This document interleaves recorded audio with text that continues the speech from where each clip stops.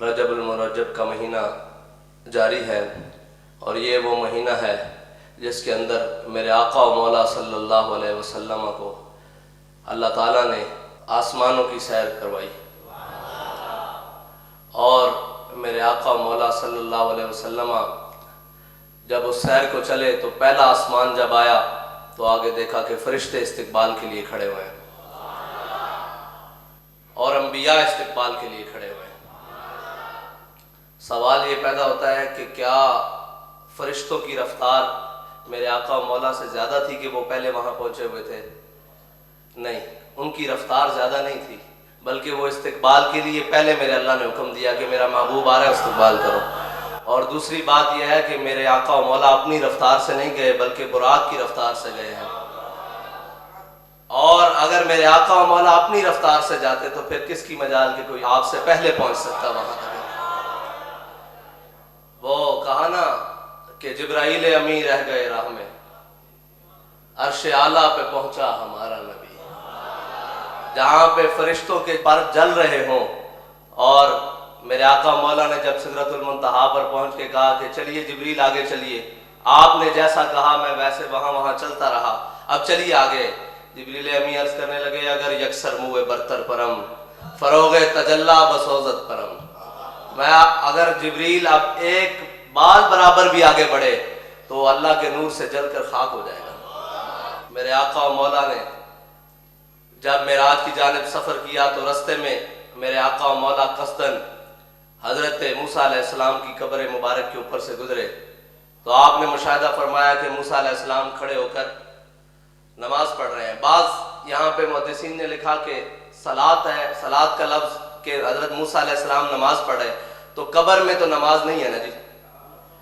تو پھر مفتی احمد یار خان نعیمی صاحب نے لکھا کہ حضرت موسیٰ علیہ السلام نماز نہیں پڑھ رہے بلکہ قرآن میں ان اللہ و ملائکتہ یصلون علی النبی، یصلون سے معنی مراد یہ بھی ہے کہ وہ میرے آقا و مولا صلی اللہ علیہ وسلم پر کھڑے ہو کر درود السلام پڑھ رہے تھے۔ میرے آقا و مولا جب عرش اولا کی جانب بڑھے تو رستے میں میرے آقا و مولا کو جو مشاہدات کروائے گئے اپنی امت کے بارے میں، میرے آقا و مولا جب آگے بڑھے تو دیکھا کہ کچھ لوگ جن کے پاس ہانڈیوں میں پکا ہوا گوشت ہے اور دوسری جانب اس کے ساتھ بدبودار اور کچا گوشت بھی ہے، تو وہ لوگ ہانڈیوں میں پکا ہوا صاف ستھرا گوشت چھوڑ کر بدبودار گوشت کو کھاتے ہیں، پھر دوبارہ وہ گوشت ہانڈیوں میں آ جاتا ہے، پھر وہی صاف ستھرا گوشت بھی ان کے سامنے ہوتا ہے، اور پھر وہ بدبودار گوشت کی طرف بڑھتے ہیں اور وہ کھانا شروع کر دیتے ہیں۔ میرے آقا مولا نے فرمایا جبریل امین یہ کون لوگ ہیں؟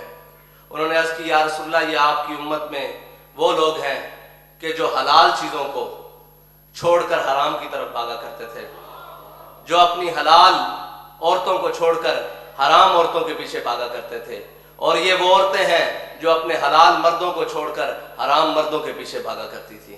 یہ ہے پہلا وہ میرے آقا و مولا کو جو مشاہدہ کرایا گیا زانیوں کے بارے میں۔ میرے آقا و مولا صلی اللہ علیہ وسلم آگے بڑھے، میرے آقا و مولا صلی اللہ علیہ وسلم نے دیکھا کہ جگہ ہے وہاں پہ پتھروں کے درمیان سر رکھ کر اوپر سے پتھر مارا جاتا ہے، پھر وہ سر درست ہو جاتا ہے، پھر پتھر مارا جاتا ہے، پھر وہ سر درست ہو جاتے ہیں، پھر پتھر مارے جاتے ہیں۔ میرے آقا و مولا صلی اللہ علیہ وسلم نے جبریل امین سے فرمایا جبریل یہ کون لوگ ہیں؟ کہا حضور یہ آپ کی امت کے بے نمازی ہیں جو جان بوجھ کر فرض نماز چھوڑ دیتے تھے، اور جو جان بوجھ کر فرض نمازوں میں کوتاہیاں کرتے تھے۔ میرے آقا و مولا صلی اللہ علیہ وسلم جب آگے چلے تو آگے جو دیکھا کہ ایسے لوگوں پر گزر ہوا جن کی زبانوں اور ہونٹوں کو لوہے کی کینچیوں سے کاٹا جا رہا تھا، جن کی زبانوں اور ہونٹوں کو لوہے کی کینچیوں سے، جہنم کے لوہے کی کینچیوں سے کاٹا جا رہا تھا۔ تو وہ جب کاٹ لیا جاتا کچھ وقت گزرتا پھر وہ دوبارہ اپنی حالت پر آ جاتے، پھر کاٹ دیا جاتا پھر اپنی حالت پر آ جاتے، پھر کاٹ دیا جاتا پھر اپنی حالت پر آ جاتے۔ میرے آقا و مولا صلی اللہ علیہ وسلم نے حضرت جبریل امین سے فرمایا اے جبریل یہ کون لوگ ہیں؟ انہوں نے عرض کی یا رسول اللہ یہ آپ کی امت کے وہ وائز ہیں جو کہا تو کچھ اور کرتے تھے لیکن اس پر عمل نہیں کرتے تھے۔ اللہ اکبر۔ لوگوں کو تو یہ کہتے تھے کہ نماز پڑھو لیکن خود نماز نہیں پڑھتے تھے، لوگوں کو تو یہ کہتے تھے کہ صالح اعمال کرو لیکن خود عمل صالح کی طرف نہیں جاتے تھے. لوگوں کو تو یہ کہتے تھے کہ سود سے بچو لیکن خود سود میں شامل ہو جاتے تھے. لوگوں کو تو یہ کہتے تھے کہ بے حیائی سے بچو لیکن خود بے حیائی کے اندر رغبت رکھتے تھے. ان کے ہونٹوں کو جہنم کی کینچیوں سے کاٹا جا رہا تھا. یہ ہے وہ بات جس کو امیر المجاہدین نے سیدھا کیا کہ جو کہا اس پر عمل کر کے بھی دکھایا. ہم نے اپنی زندگی میں جب آپ حادثے کے بعد بستر پر آئے تو ہم نے اپنی زندگی میں یہ نہیں دیکھا کہ کبھی آپ جان بوجھ کر آپ نے کوئی فرض نماز سے کوتاہی کی ہو. جیسی بھی حالت آئی، سفر ہو، حضر ہو، مشکلات ہوں، جیلیں ہوں، پانی ہو نہ ہو، سردی ہو، گرمی ہو، آپ نے نماز نہیں چھوڑی. ہاں، نماز جان بوجھ کر کبھی نہیں چھوڑی، بالکل کبھی بھی نہیں.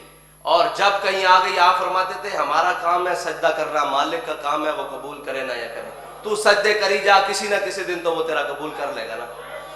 اور یہ دین کے معاملات میں جتنی انہوں نے صفائی رکھی اور جو سیدھے معاملات رکھے، ہم نے نہیں دیکھا کہ کسی سے لین دین کرتے ہوئے آپ نے کہا ہو کہ جناب یہ تھوڑا اور یہ زیادہ اور یہ ایسے کم ہو. ایک ہم پروگرام میں جا رہے تھے کہ رستے میں ایک ٹول پلازے سے ہم گزر گئے تو صاحب ذرا رش تھا، ہم نے ٹول پلازے کا وہ جو پرچی ہوتی ہے وہ نہیں دی تو آپ نے آگے گاڑی سائڈ پر کروا کے فرمایا تم حساب لگاؤ کتنی گاڑیاں ہیں. میں نے کہا جی اندازاً 25-30 ہے. فرمانے لگے یہ پیسے لے جاؤ 50 گاڑیوں کے پیسے جمع کرواؤ تاکہ کل کو ہمارے اوپر ہمارے سے یہ سوال نہ ہو سکے. ہم اپنے معاملات کو سیدھا رکھیں، اس حد تک احتیاط کرنے والے. لیکن اپنے معاملات کو جو کہا کہ ہم بددیانت نہیں ہیں، اس بددیانتی کے اوپر ثبوت دیا کہ ہم حقیقت میں بھی بددیانت نہیں ہیں.